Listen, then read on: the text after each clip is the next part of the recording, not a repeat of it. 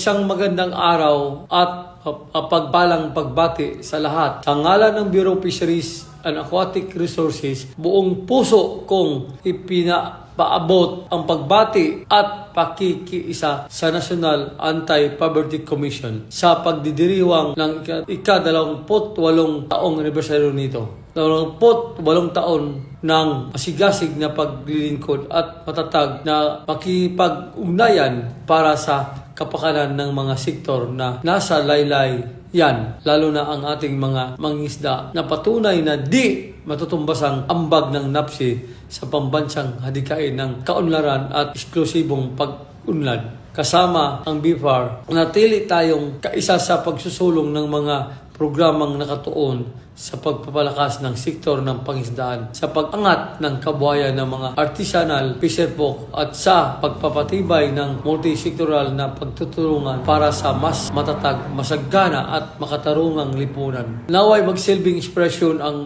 anibersaryong ito upang lalo pang pagtibayin ang ating sama-samang pagkilos tungo sa pagwawakas ng kahirapan at sa pagkamit ng tunay na kaunlaran para sa bawat Pilipino. Mabuhay ang NAPSI, mabuhay ang ating mga sektor, mabuhay ang sambayanang Pilipino.